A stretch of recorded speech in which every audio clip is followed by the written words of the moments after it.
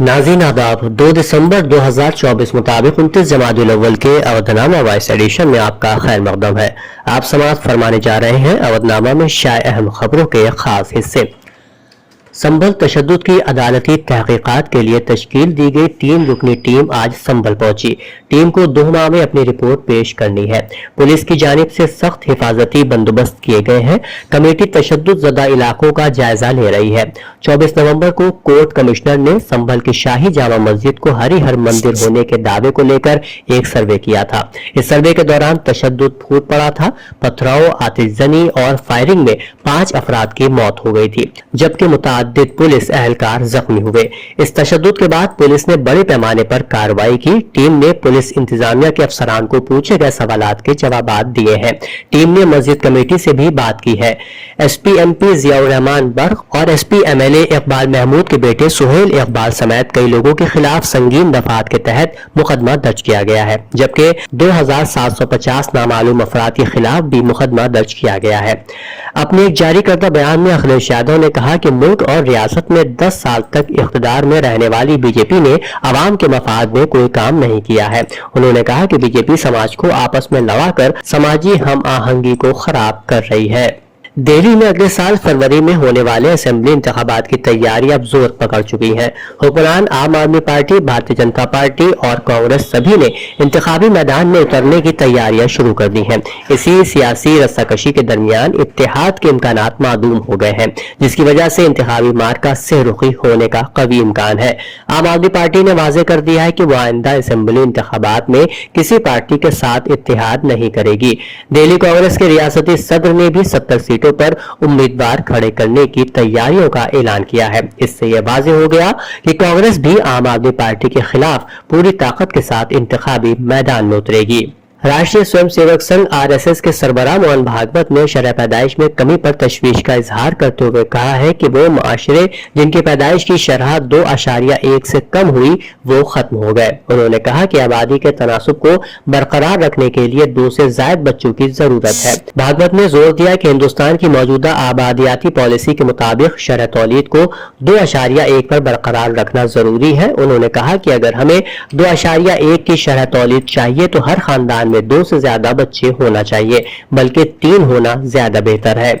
महाराष्ट्र में 23 नवंबर को असेंबली इंतखाबात के नताइज के ऐलान के बाद महायुति की तरफ से अभी तक वजीर आला के नाम का सरकारी तौर पर ऐलान नहीं किया गया है। बीजेपी के सीनियर लीडर ने इतवार को दावा किया कि महाराष्ट्र के नए वजीर आला के तौर पर देवेंद्र फडणवीस के नाम को हतमी शक्ल दे दी गई है। नाम ना जाहिर करने की शर्त पर उन्होंने PTI को बताया कि बीजेपी लेजिस्लेचर पार्टी की मीटिंग 2 या 3 दिसंबर को होगी। उत्तर प्रदेश में बिजली सारिफीन के लिए अच्छी खबर है। यहाँ के बिजली बिल बकायादारों के लिए यकमुश्त निपटान यानी OTS स्कीम 2024-25 की शुरुआत 15 दिसंबर से हो रही है। ये स्कीम 15 दिसंबर से 31 जनवरी 2025 तक 3 मरहलों में चलेगी।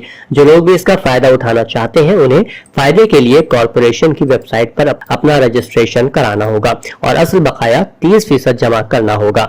बाकी बकाये में सरचार्ज में छूट मिलेगी। रजिस्ट्रेशन के वक्त 30 सितंबर 2024 तक बिजली बिलों के असल बकाया का 30% जमा करना लाजमी होगा। इलाहाबाद हाईकोर्ट ने एक हामला खातून और उसके 2 साला बच्चे को अगवा के एक मामले में बयान रिकॉर्ड कराने के लिए गैर कानूनी तौर पर 6 घंटे से ज्यादा हिरासत में रखने पर पुलिस को फटकार लगाई है। हाईकोर्ट ने इसे ताकत का गलत इस्तेमाल और तशद्दुद करार दिया है। ये मुकदमा खातून के अहले खाना ने दर्ज कराया है। केस की अगली समाअत 11 दिसंबर को होगी।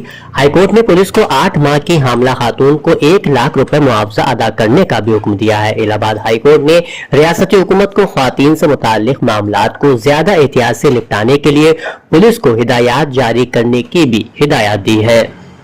महमूदाबाद में वाक़ Maulana Azad institute of humanities science and technology में एक तकरीब का इनेकाद अमल में आया, जिसमें अपने मैदान में माहिरीन को एजाज से नवाजा गया।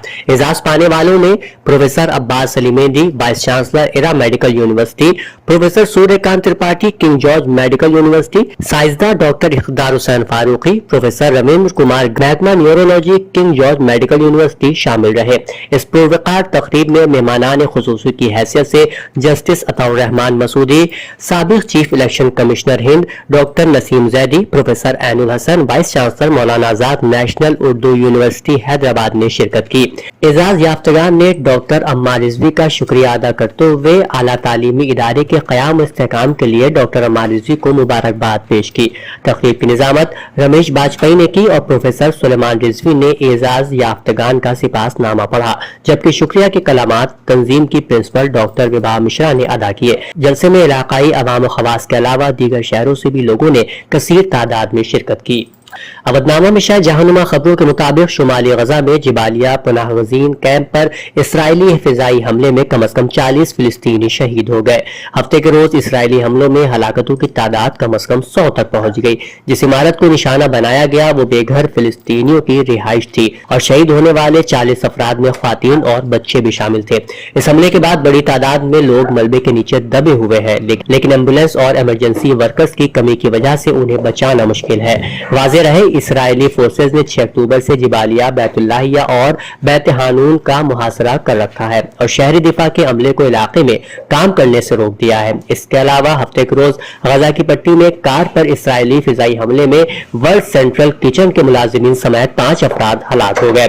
चैरिटी ने इस मामले में तशवीश का इजहार किया है। ईरान के वजीर खारजा सैयद अब्बास इराक्ची ने जजीरा कैश में मुनक़िदा यौम बहरिया की तकरीब में कहा कि एक सिफारतकार की हैसियत से मैं ईरान की फौजी, अवामी, सकाफती और तारीखी ताकत पर भरोसा करता हूँ और मुझे यकीन है कि हम शहदा के रास्ते को जारी रखेंगे। वजीर खारजा ने खित्ते की पुराशोभ सूरत हाल का जिक्र करते हुए कहा कि हमें खित्ते में नई साजिशों का सामना है, जिनमें से एक तकफीरी ताकतें हैं। हालिया सरगर्मियों से साबित होता है कि दहशतगर्द अमरीका की ईमा पर आगे बढ़ रहे हैं। सैयद अब्बास इराक्ची ने मजीद कहा कि उन गिरोहों और उनके हामियों को जान लेना चाहिए कि वो मुजाहिमती फ्रंट और उन कुव्वतों के खिलाफ कभी कामयाब नहीं हो सकते जो अपने मुल्क और इलाके की इज्जत और सलामती के लिए लड़ रही हैं। मलेशिया और पड़ोसी मुल्क थाईलैंड में शदीद बारिशों की वजह से आने वाले जबरदस्त सैलाब में कम अज कम 12 लोगों की मौत वाक़ हो गई। अफसरान ने यह मालूमात फराहम की है। BBC की रिपोर्ट के मुताबिक शुमाली मलेशिया में 1,22,000 से ज्यादा अफराद को उनके घरों से महफूज जगह मुंतकिल किया गया है, जबकि जनूबी थाईलैंड में तकरीबन 13,000 दीगर अफराद भी बेघर हो चुके हैं। खदशा है कि तादाद बढ़ सकती है क्योंकि शदीद बारिश और तूफान की वार्निंग जारी है। अवधनामा में शाये मज़ामीन को मुकम्मल तौर पर पढ़ने के लिए अवधनामा की वेबसाइट www.awadhnama.com पर विजिट करें और ई पेपर पर क्लिक करें।